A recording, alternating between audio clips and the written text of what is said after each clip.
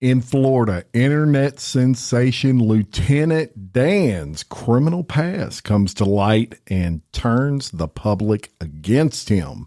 In Ohio, a woman who injected her husband with tranquilizer just to keep him from seeing his kids is sentenced. And in Pinellas County, a woman goes into a rage over her uncut pizza. These stories and more coming at you today, Tuesday, October 15th. On Real Life, Real Crime Daily, and I'm Jim Chapman. Woody Overton will not be with us today. He had an emergency, nothing major. He just had something he had to take care of. So I'm going to be bringing you through the crime news headlines for today. And we're going to start off in Tampa, Florida. And unless you're living under a rock, you are familiar with Lieutenant Dan, of course. This is a guy who decided to stay on his boat during the most recent Hurricane Milton, and he had become a TikTok and now pretty much a sensation all over the United States. Well, the problem is people have gotten a hold to his criminal record. And I'm going to reference this article. A 54-year-old man apparently living in the Tampa area became an internet sensation after he refused to leave his sailboat as Hurricane Milton approached Florida. Joseph Malinowski, who is missing his left foot and part of his leg, has attracted a dedicated following online. Footage shows him on a pair of crutches and talking with officers alongside a boat. He tells them he had no plans to leave the boat despite evacuation warnings in anticipation of deadly storm surges. Now that the storm is cleared, the sun is shining a light on Malinowski's extensive criminal history, with arrest warrants revealing he was recently charged for trying to set a woman on fire. Documents from the Palm Beach County Sheriff's Office shows Malinowski allegedly argued with a woman who was sitting on an outdoor bench. This was in February of 2023. Malinowski, the record indicated, poured gasoline on the bench and set it on fire before splashing the woman with gasoline. He was later charged with aggravated battery with a deadly weapon.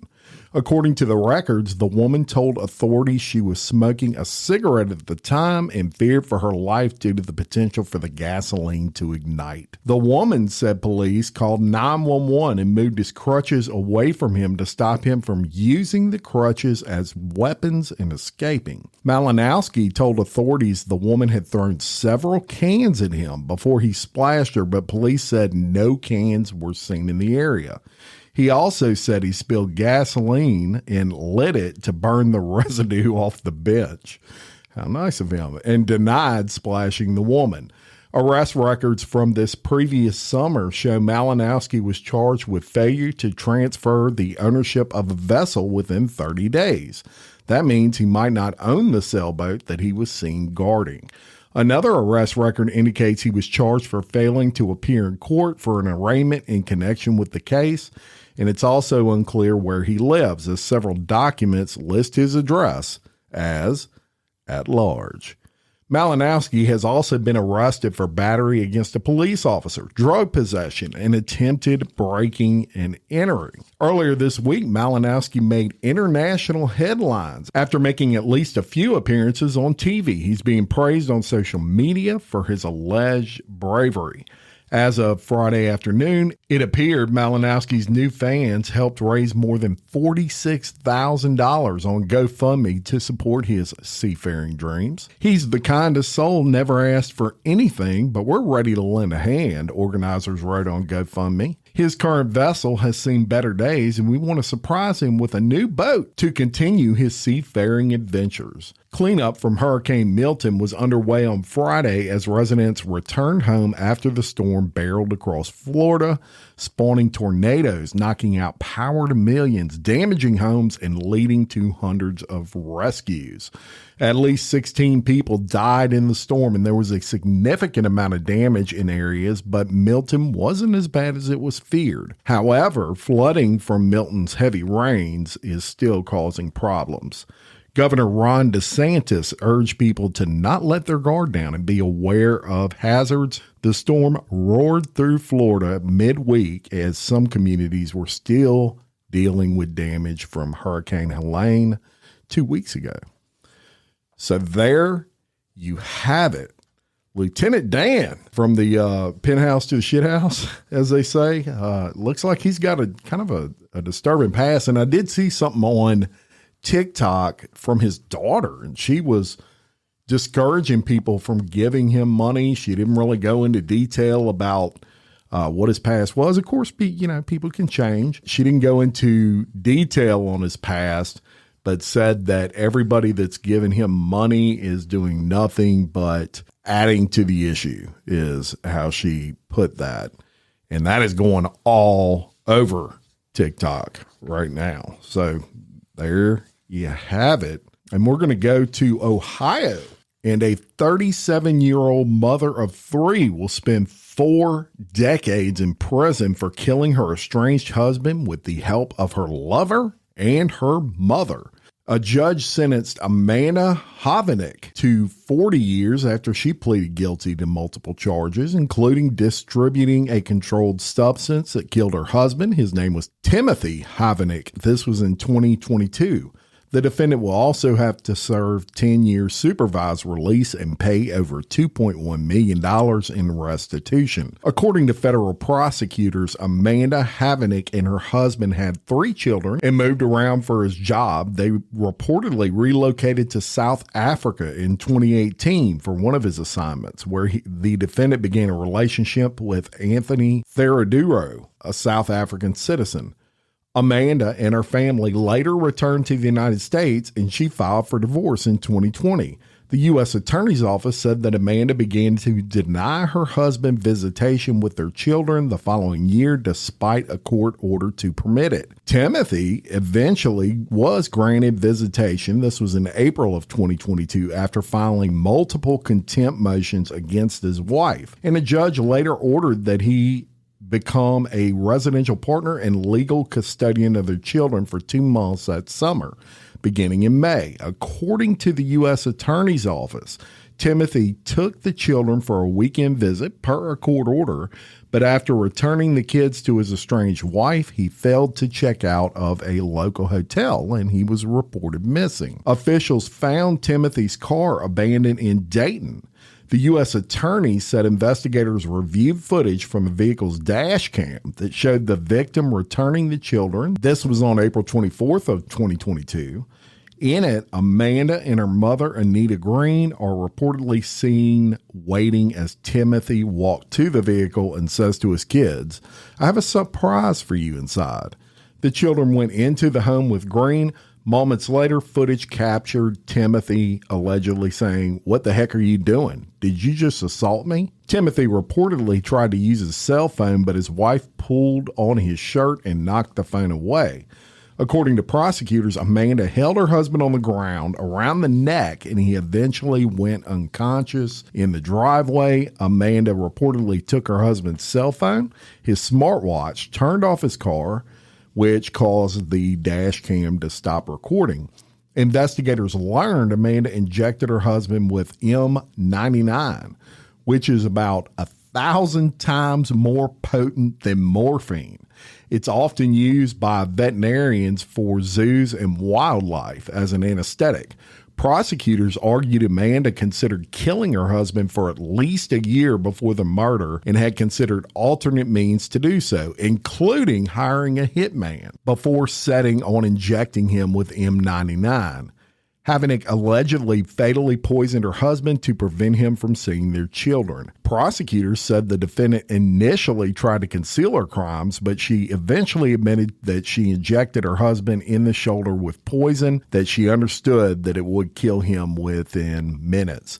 Following his death, Hovanek reportedly disposed of her husband's vehicle and buried his remains in a wooden area. The U.S. Attorney's Office said Theodoro, the guy she was dating, obtained the M99 that Havenick used to kill her husband, and also helped her hide his remains in Ohio. Havenick's mother reportedly knew about her daughter's plan to kill the victim, and she was charged with accessory after the fact.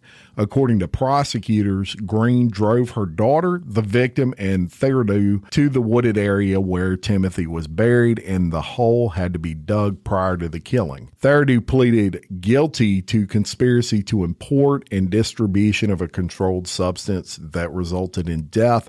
He was sentenced to 18 years in prison with 3 years of supervised release, and also ordered to pay over $2.1 million in restitution. Green pleaded guilty to being an accessory to the crimes and received a 10-year prison sentence and 2 years of supervised release. What is going on in Ohio? With these kids involved, that's where you'll normally see people really lose their minds, right? When kids get involved and the emotions of all that. And it looks like that was what occurred in this case.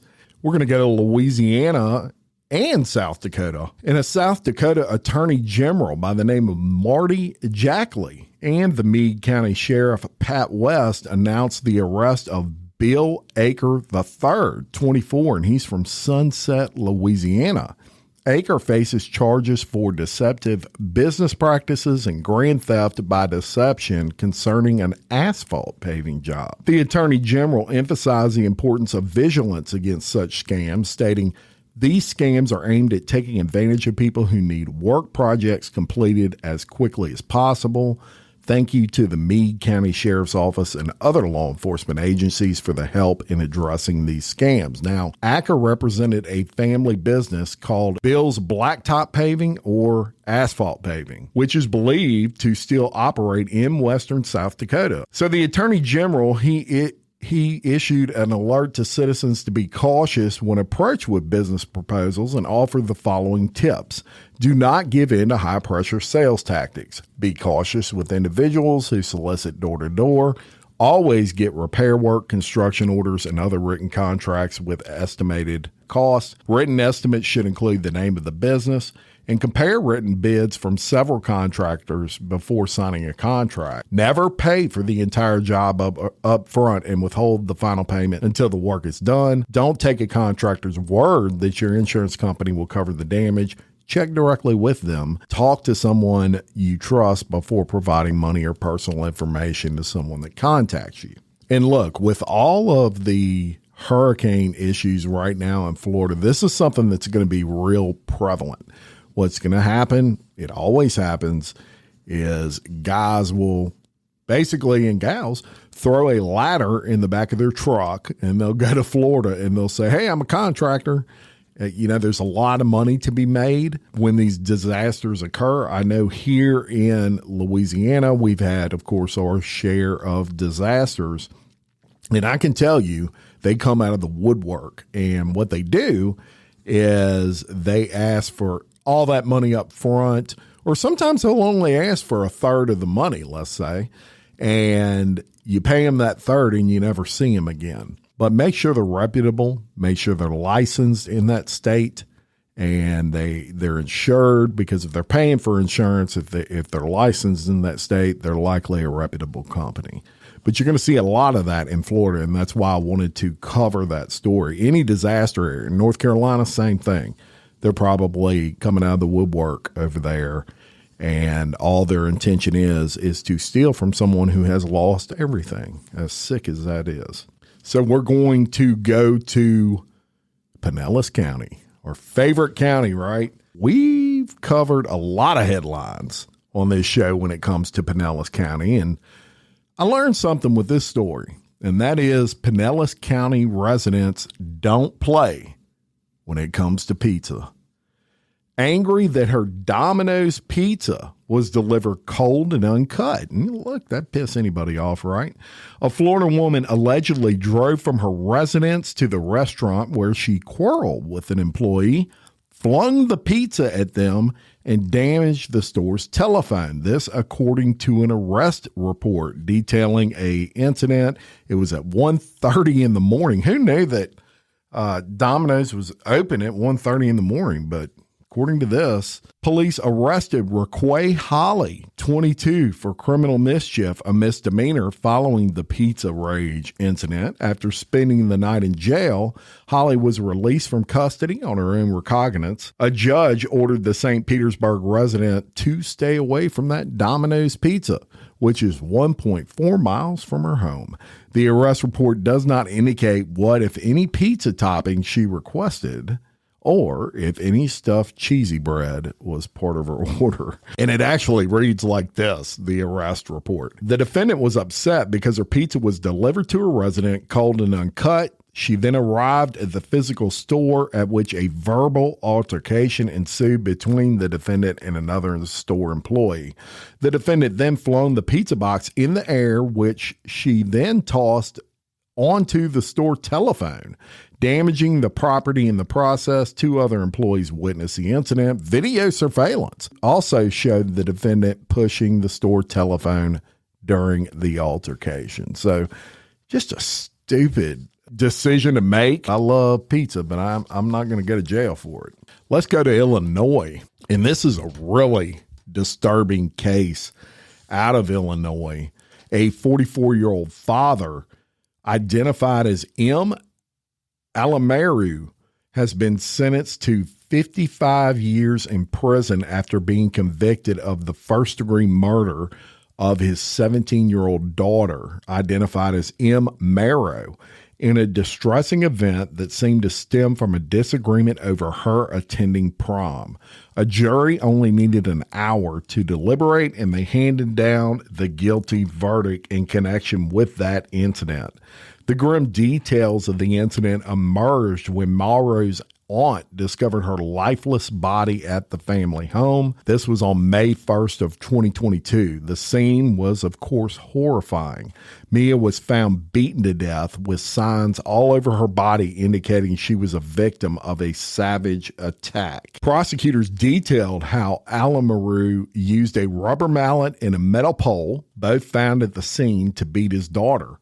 The tools of this act, one coated in blood, were recovered from the garage and kitchen. And of course, that painted a gruesome picture of the violence Mia endured. Adding to the tragedy, Alamaru was also found at the scene suffering from self-inflicted injuries after attempting to commit suicide by ingesting pills. His state of despair was later articulated in a remorseful confession to a family member. "I lost my mind, went out of control, and beat the shit out of her," he wrote.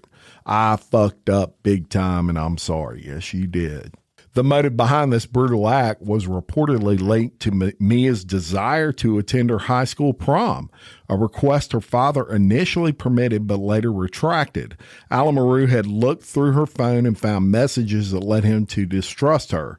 The discovery reportedly fueled his anger and led to the tragic outcome. Court documents revealed that Mia feared her father, even texting relatives days before her death about concerns that he might beat her or even kill her following a minor car accident. Mia, described as a beautiful soul and light of our lives by her aunt on a GoFundMe page, was more than just a daughter and a friend. She was also a primary caregiver to her incapacitated mother, a role she took on with dedication and love. After the jury's verdict, Alamaru was handed a 55-year prison sentence, ensuring he will likely spend the remainder of his life behind bars.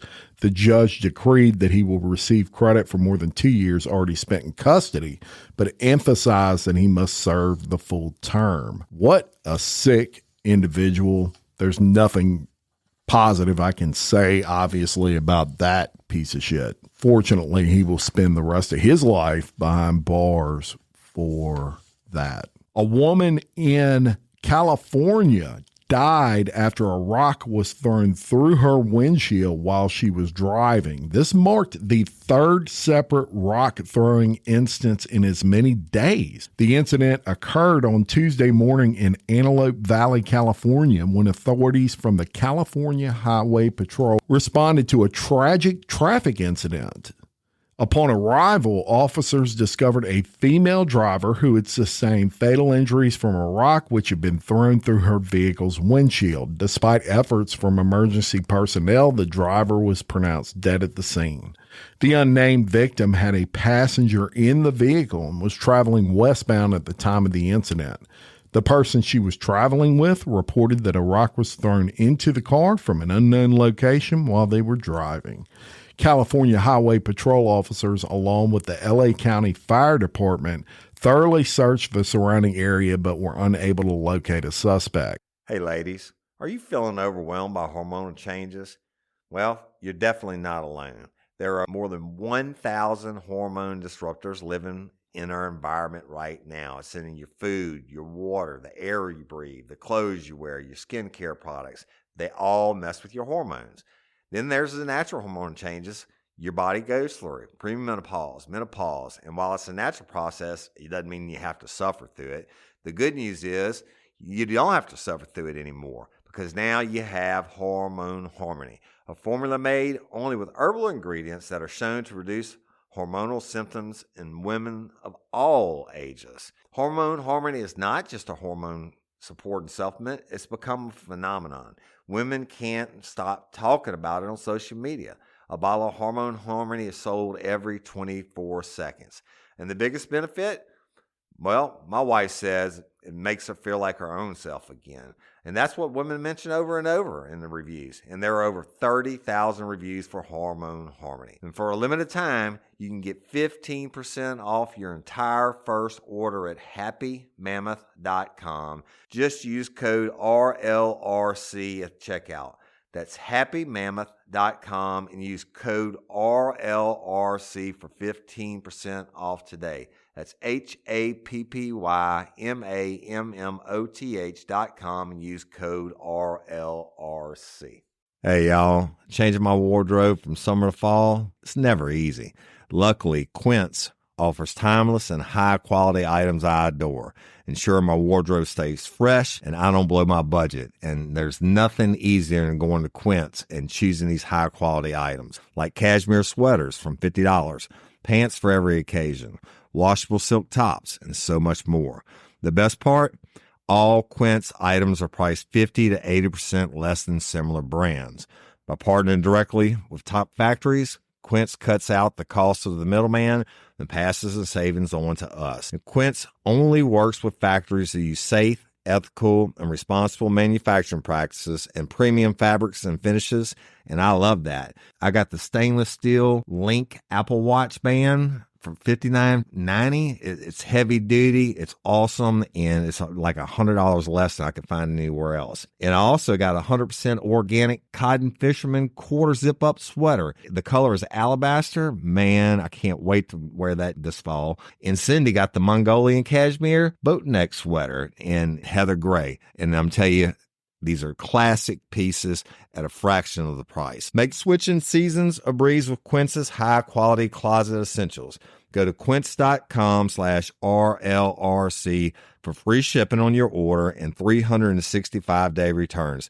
That's QUINCE.com/RLRC to get free shipping and 365-day returns. Quince.com/RLRC. You'll thank me later. The tragic incident follows another similar occurrence in the vicinity where another driver reported a rock going through their windshield. Given these recurring events, the Highway Patrol is actively investigating the incidents and are seeking assistance from the community. The first of the two previous incidents included minor injuries with fractured bones, and the second incident that day involved minor abrasions. The third occurrence was the first to involve a death. And it looks like, that's a little bit too coincidental. I don't believe in coincidences. And when you've got a third rock throwing incident in the same community in 3 days, it's one person or a group of people doing it, and they're doing it intentionally, obviously.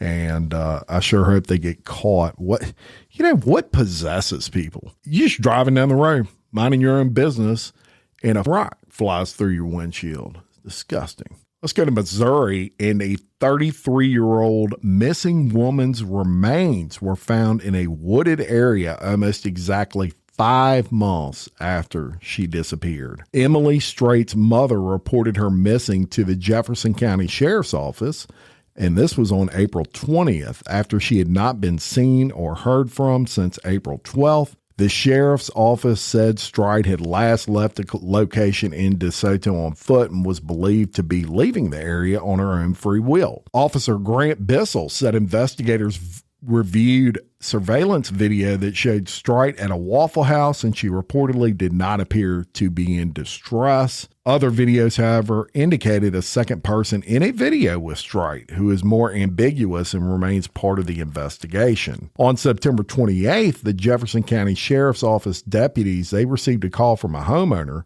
who said they found apparent human remains on their property. The medical examiner's office used dental records, and they positively identified the victim as Strite. The sheriff's office said her cause of death is undetermined, and investigators are working to learn how her body ended up where it was found. Strite was the mother of 4 children who ranged in age from 4 to 17 years old.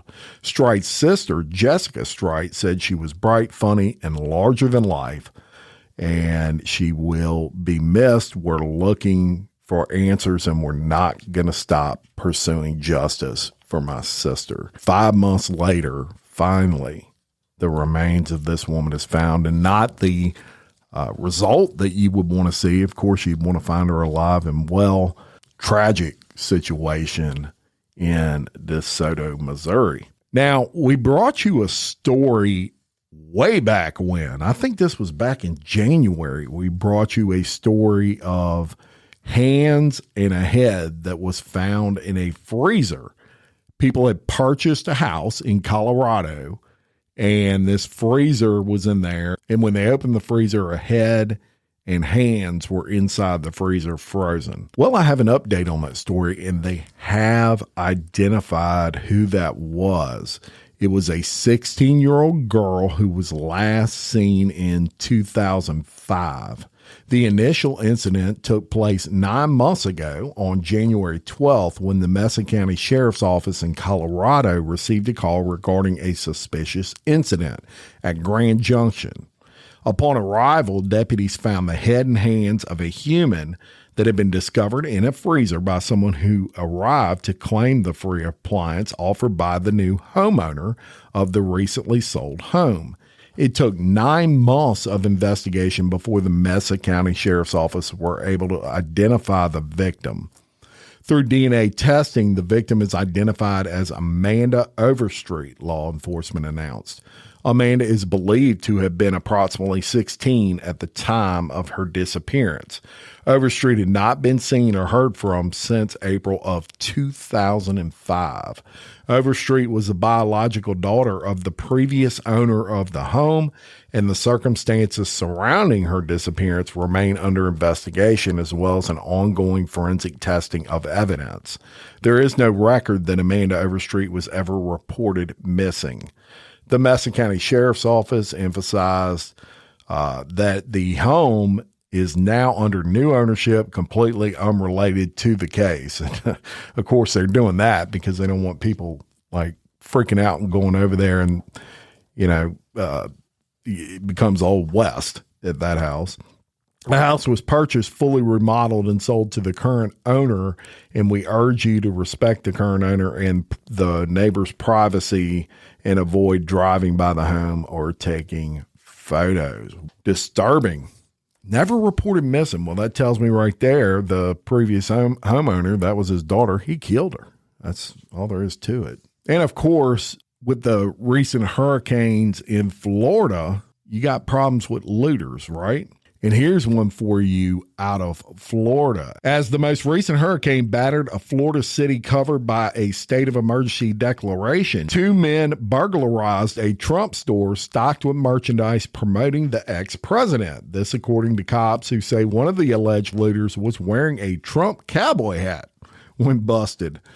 On Friday evening, investigators patrolling a closed-off section in the Tampa Bay area discovered two men loitering outside a closed business plaza whose tenants included a realtor, a gift shop, and a Trump store. The Trump outlet sold a variety of Trump 2024 banners and stickers, fight, fight, fight t-shirts, and let's go Brandon and fuck your feelings products. When police approached the pair, they were in possession of the merchandise that matched items stolen in the Trump store, which was unsecured due to damages from the storm. One of the suspects, Lance Petrovelli, was wearing a Trump cowboy hat that he claimed ended up in his possession after it washed up from the hurricane. He was accompanied by John Peters, who cops say was in possession of a Trump hat, two Trump-style t-shirts, and a coffee mug. They were arrested for burglarizing an unoccupied structure, a felony, and loitering and prowling. Petrovelli told cops he works as a local fisherman in the area but does not live here. Peters, who appeared heavily intoxicated, did not make statements to the police. Both defendants are transients with a lengthy arrest record for crimes like trespass, and it goes through a bunch of crimes. But even the Trump stores are getting looted in Florida. And look, I say that tongue in cheek, but let me tell you, that is a major issue also with these disasters. You not only have the situation I told you earlier, which is people with ill intent who show up at your house and say they're going to fix your whole house, and then they take your money and never show up. But you also have looter issues. Man, you can't get any lower in my mind than someone who is going to go to a community where people have lost everything and try to steal what little they have left. And that includes businesses, homeowners, and they come out of the woodworks. There are some pieces of shit in this world. There's no doubt about it.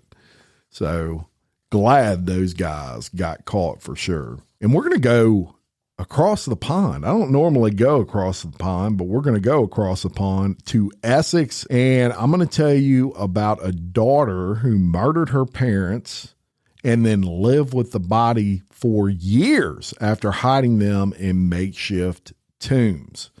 So this daughter, who is described as an intelligent manipulator, murdered her parents in cold blood, hid them in makeshift tombs, and lived alongside their bodies for 4 years.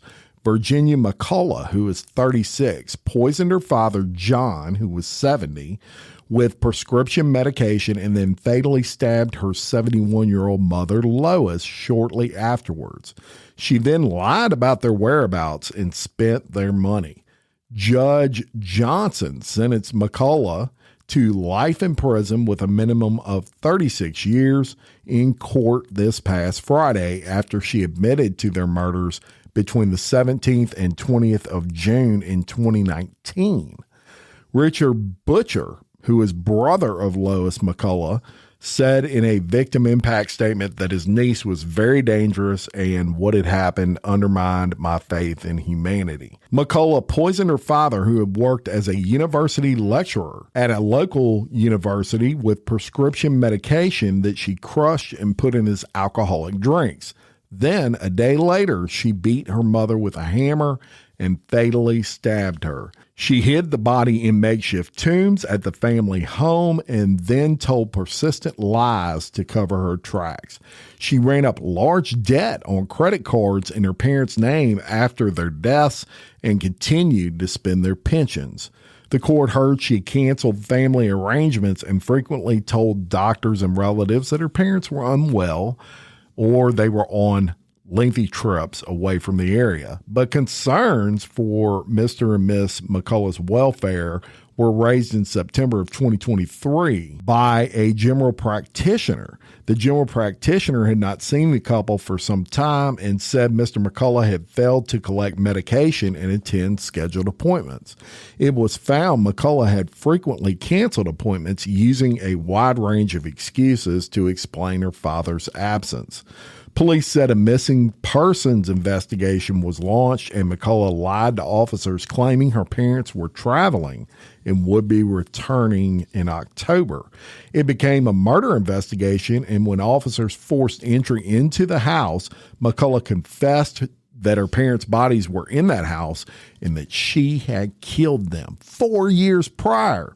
In body-worn video footage released by police, a handcuffed McCullough told officers, "I did know this would kind of come eventually.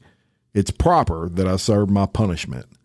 She said she had slipped something into her father's drink, then put his body under a bed on the ground floor and put her mother's body in an upstairs wardrobe. McCullough, having been arrested on suspicion of double murder, told an officer, "Cheer up. At least you've caught the bad guy." She added, "I don't know. I don't seem 100% evil."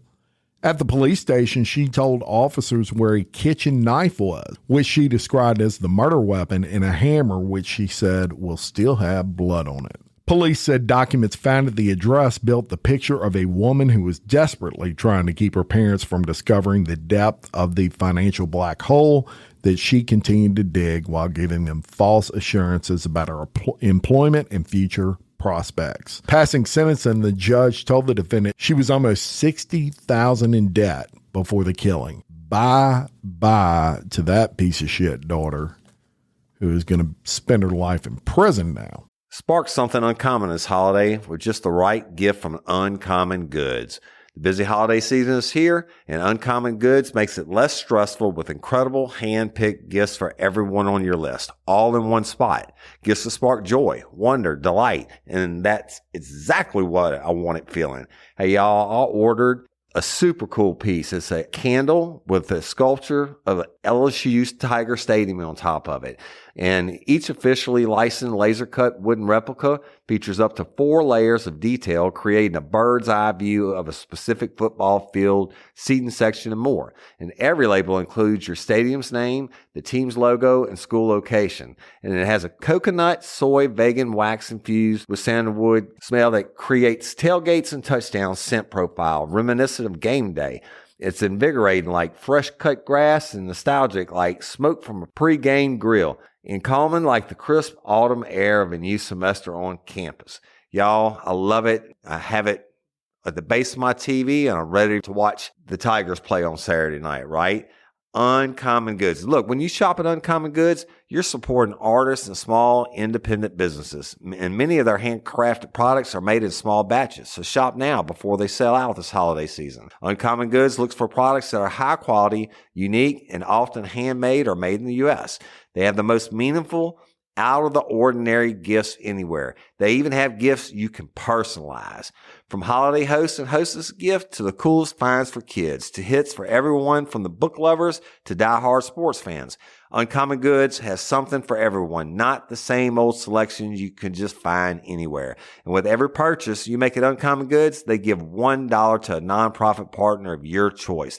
They've donated more than $3 million to date. So to get 15% off your next gift, go to uncommongoods.com/RLRC. That's uncommongoods.com/RLRC for 15% off.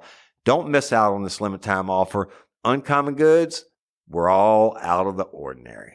And now we're going to go to Goose Creek, South Carolina. Woody's covered this case on Real Life, Real Crime Original. And that is about the serial killer, definitely the most prolific.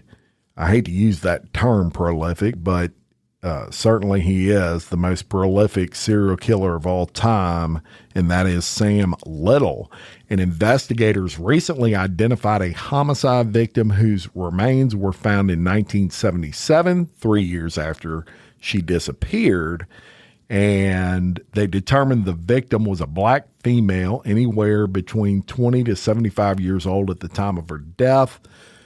Initially, they only found partial skeletal remnants on a highway in South Carolina, and due to the condition, they were unable to determine the weight, hair, eye color, any of that. And she became known as the Berkeley County Jane Doe. And back then in the 70s, y'all, they didn't have, of course, DNA like they have now. So the remains were submitted to the sheriff's office in Berkeley County in 2020 to attempt to identify that Jane Doe, and officials worked to find a possible match or close relatives, but they were unsuccessful. The sheriff's office then sent that evidence to a DNA crime lab somewhere else, and a genetic genealogy company built a comprehensive DNA profile, submitted the results, and eventually, during that investigation, investigators discovered that a serial killer, Sam Little, admitted to strangling an unnamed woman he had met at a nightclub in North Charleston. Little reportedly said he left her remains along the side of that same highway.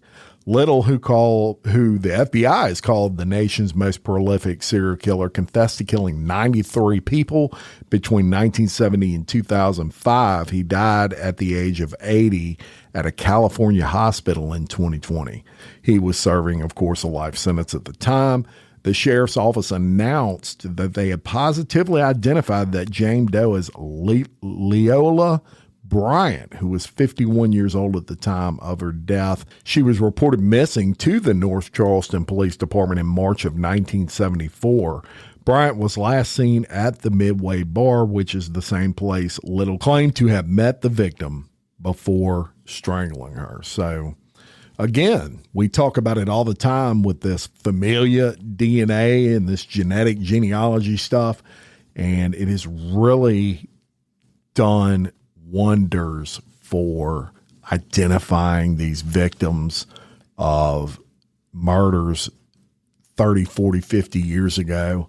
Probably, in my opinion, the most significant crime-related scientific advancement in history. All right, and we're going to go to Michigan, and I'm going to tell you about a 13-year-old girl who was taken into custody over the weekend after she allegedly killed her younger sister that she was babysitting. The girl's parents left the house around 11:15 a.m. and had their teen daughter look after the 7-year-old victim. At one point, the sisters reportedly got in an argument, which, according to Detective Corporal Zachary Jamanko, was about flushing a toilet. When the younger sister was in the bathroom, the teen allegedly fatally stabbed her using a butcher knife and a hunting knife. The 13-year-old reportedly called her father about the incident and subsequently contacted police at approximately 1 p.m. Jamanko said police arrived and found the girl suffering from over 10 stab wounds ranging from the abdomen to the head to the neck. EMS transported the girl to the hospital where she was pronounced deceased, and Jamanko described the suspect as very calm and just showing no emotion. The Wayne County Prosecutor's Office is charging the teen with first-degree premeditated murder and a slew of other charges.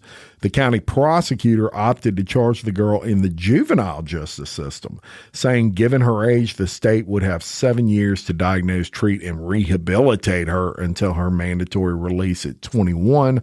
Hopefully then she would not be a danger to others. And I would love to know what y'all think about that.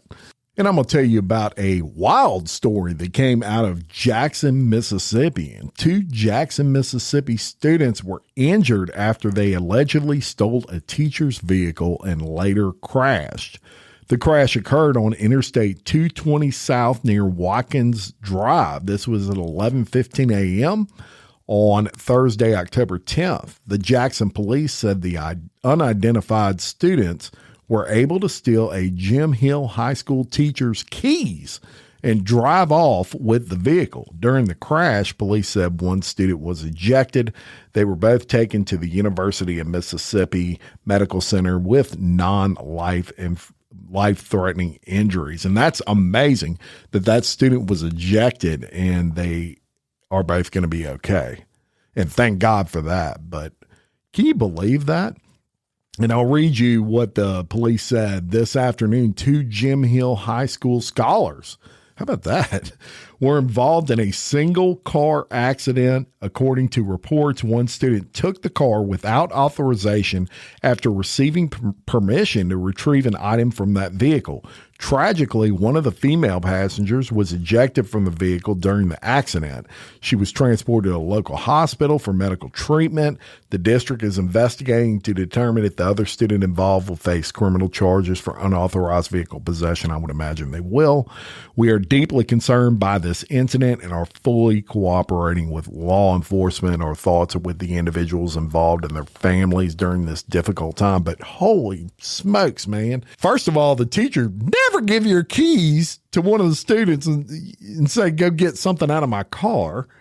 And how about the students for taking advantage of a situation here and stealing the freaking car?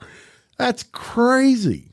And that is all I have for you today on Real Life, Real Crime Daily. Check out all the other stuff we do. Of course, Real Life, Real Crime Original, which is on this feed, Bloody Angola, something me and Woody do on another feed. So go check that out if you haven't. And Exposed Scandalous Files of the Elite, my podcast. Go check that out. And until next time, I'm Jim Chapman for Woody Overton. We are your host of Real Life, Real Crime Daily. Peace.